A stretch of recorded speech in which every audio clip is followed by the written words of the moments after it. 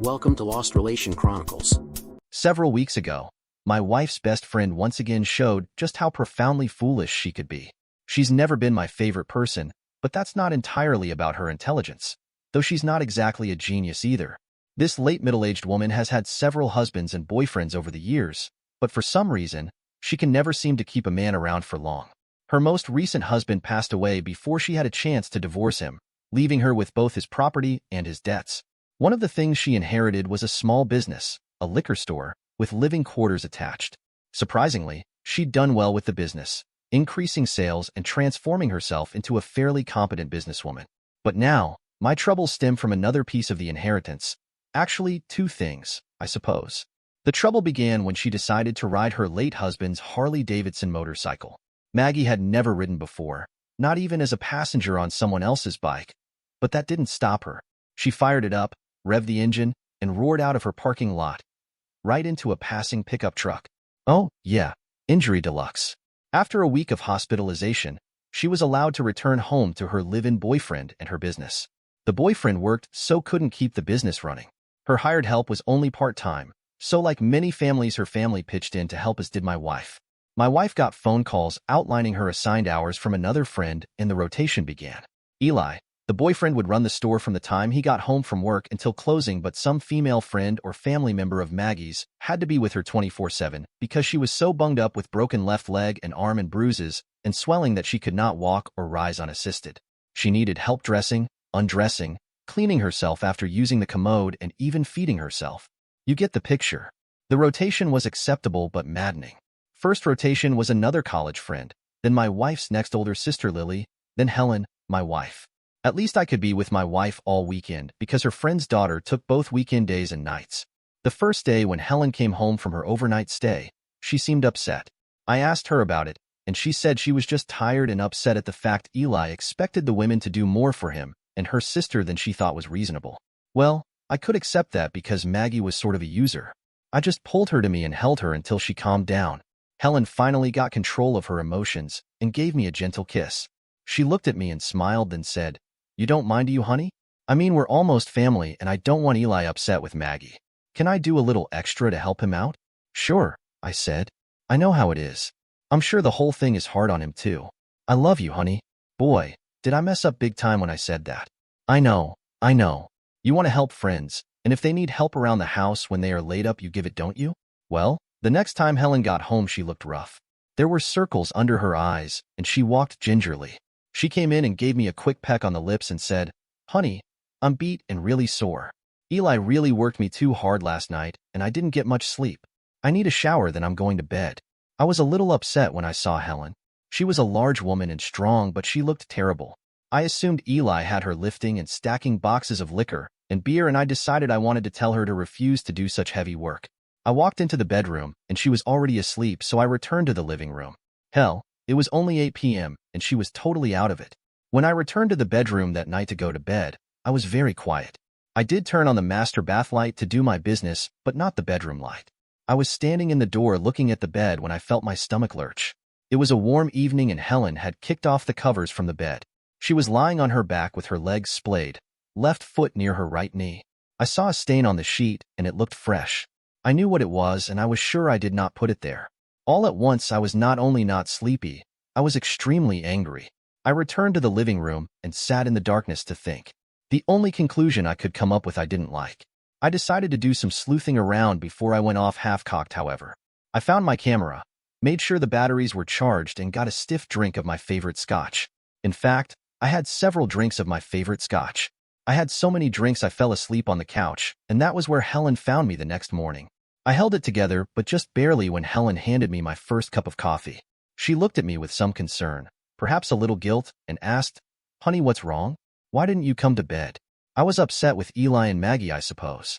I was sitting here upset because they worked you so hard when you were supposed to be there helping Maggie.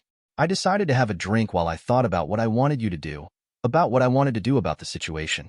I guess I had more than one and got a little plastered. "I'm sorry. I don't think I want you doing as much for them from now on. I don't like how they have taken advantage of you and sent you home so totally wiped out." Helen looked a little worried and gave me a sick little smile, then she said, "Oh, honey, it's not like that. I just got a little carried away last time. I'll be more careful from now on, but Eli really needs me. I mean, us to do more than just care for Maggie. Maggie talked to us, and we agreed to do a little extra for her. It's okay, really. Was that guilt I saw on her face? Now my mind was running away with me. I took my coffee and said, well, guess I'll get cleaned up. See ya in a few. Later that day I decided I would follow Helen to her friends on her next visit and see what they had her doing that tired her out so much. I made an excuse to go to town and bought some microphones, transmitters, and recorders at Radio Shack, then bought some dark clothes at Wally World, and I was set. 2 days later I arrived near the store and living quarters. From time to time, I could see Helen moving back and forth. She didn't seem to be carrying much, but she was always busy doing something. When I heard her sister ask for phones in the kitchen and spare bedroom that I knew Helen would use. I really don't know why I did that, but looking back I suppose I had a suspicion.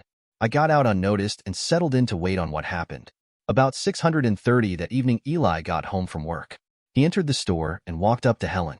They had some small talk, then he reached out and pinched her. She slapped his hand away and said, "Stop it. I let you talk me into helping you with your problems, but that doesn't give you the right to treat me like your private property. You'll get what you need later, but if you're not more careful this time, it'll be the last you ever get from me." I was so sore last time I went home I could hardly take care of Oliver the next day. I think I upset him, and I don't want him hurt by all this. A few minutes later I heard Helen on the phone. She said, "Can you talk?" "Yeah, me too. I'm still tender, and it's been 3 days. I told him to be more careful or it was over." "Yeah, I've never had one that size either, and it did feel good, but I love Oliver and feel awful for doing it." "What? Mom and Laura too? God, doesn't he ever sleep?" I heard laughing. "Then yeah, you're probably right about that. After the new wears off, maybe he'll not want it as often. Well, I've gotta go. See ya." By now I had put all the clues together. It sounded like good old Eli had built himself a little harem with my mother-in-law, wife, sister-in-law, and some other woman as the women. If he had, I was going to make sure he and the cheating bitches all paid. Well, the younger ones. My mother-in-law was a widow, and unless Maggie was upset with her, no harm, no foul. Much to my sorrow later that night I found out I was right. As soon as the store closed, they ate supper, then moved to the living room. Helen watched Eli sit on the couch, then she sat beside him and snuggled up against his side. He put his arm around her and pulled her in for a kiss. As they watched the shows, they had chosen they kissed and fondled each other. I could tell from her moans and the deep red on her neck and chest that Helen was hot as a firecracker. I had taken some pictures through the window from time to time and was seething. After the evening news, Helen and Eli stood and walked into her bedroom. I was outside the window and watched. I snapped a picture or two, then heard Maggie yelling. She said, "Damn it, you two, see if you can either stop at a decent hour or keep it quieter. I'm tired of lying awake while you girls get screwed." Well, that answered that question. Maggie knew what was going on and was okay with it. I got several pictures of Eli and Helen screwing as my heart shattered into pieces. I left for home. On the way home, I finalized some of my plans. I decided I would get pictures of all the women with Eli, then have a gathering to spring the proof of the deceit on all concerned. Later the next morning, I called the liquor store to talk to Helen. I told her I had been called out of town for 3 nights to help a friend, but I would be back Friday night. The 3 nights I was supposedly gone, I was gathering further information on Eli's activities. Each night after the evening news, he took the women to bed and screwed them. Laura, Maggie's 28-year-old daughter, got nailed in the middle of the night also during her stays. I got home late Friday evening and walked into my house. Helen met me in the middle of the kitchen and gave me a kiss. I had trouble responding, and she looked upset. "What's wrong, honey?" she asked. "Oh, nothing much. I suppose I'm just tired like you were the other evening. I'm sure I'll get over it when I get some rest."